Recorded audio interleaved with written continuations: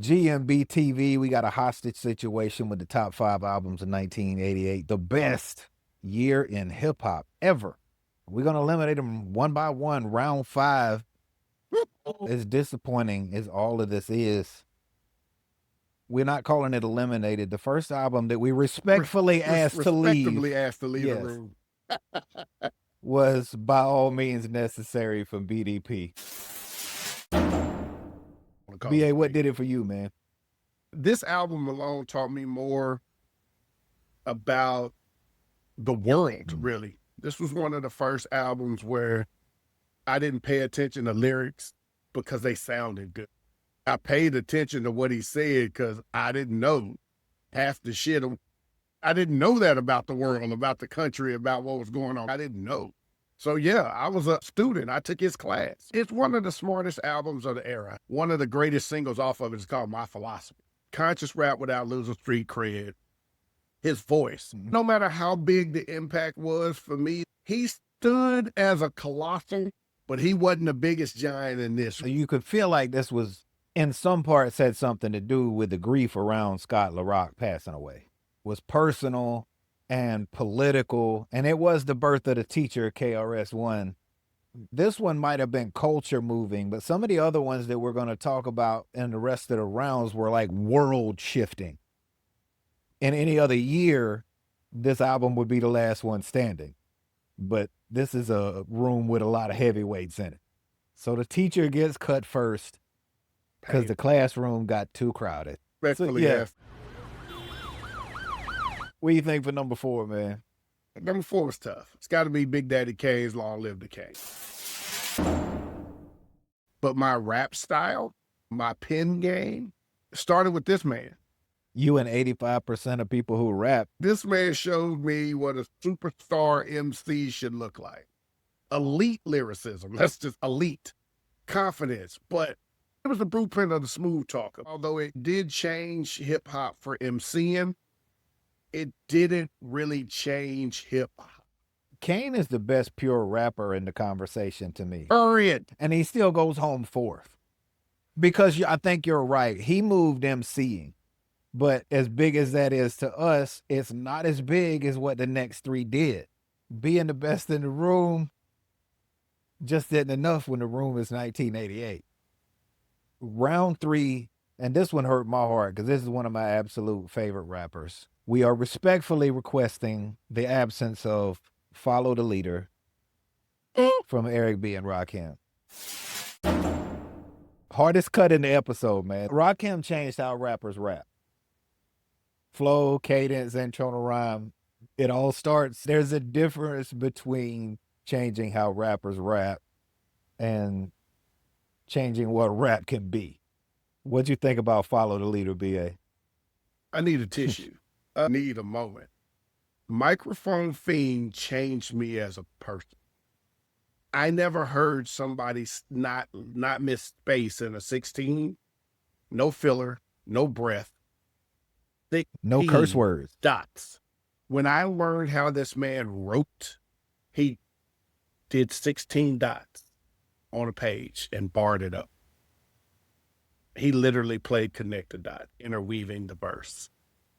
This is where we start being snobbish, if you will. Rakim made you snobbish.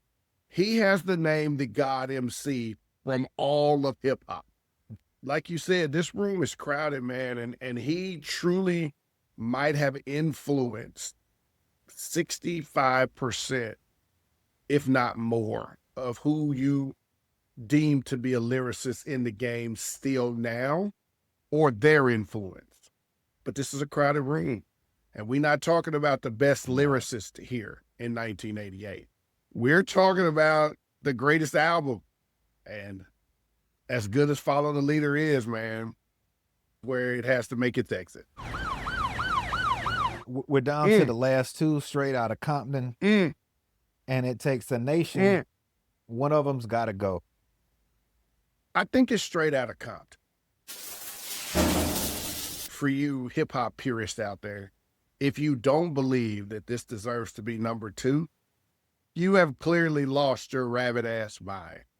Straight Outta Compton was the West Coast answer or the yin to the East Coast Public Enemy. That's what Straight Outta Compton did for the West Coast.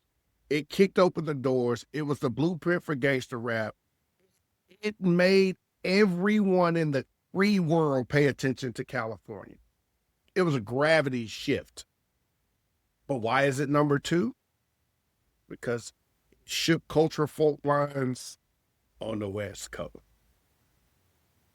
It didn't have a category 5 across the culture. And to me, that's what number 1 did. This album probably moves a culture more than any other album has ever moved its genre. It created a new genre. The FBI sent letters. The government got scared. That's how powerful. That's a movement. That is a fucking impact. Straight Outta Compton changed rap.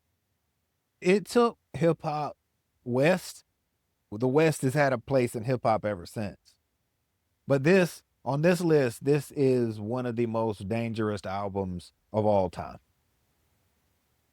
So respectfully, Straight Outta Compton, we will ask you guys to leave for It Takes a Nation of Millions to Hold Us Back. BA, I want to say this is the most complete argument for what hip hop could be that's ever been put on wax. I agree. They built something that sounded like a revolution and that proved that rap wasn't a gimmick. It wasn't a fad. It wasn't even just going to be a lifestyle. It was a weapon. This was roughly 25, 30 years after the civil rights movement.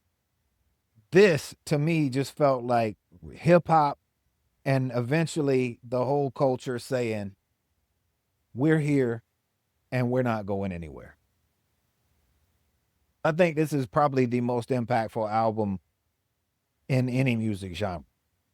I mean, if Straight Outta Compton is young man aggression, it takes a nation of millions to hold us back. It's nothing more than grown man rationale. But this was a State of the Union address. The Bomb Squad gave us a musical soundtrack to hip hop's first revolution.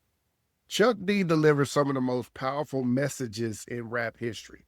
Let's check the boxes: impact, influence, innovation, legacy. Check, check, check, check, and check.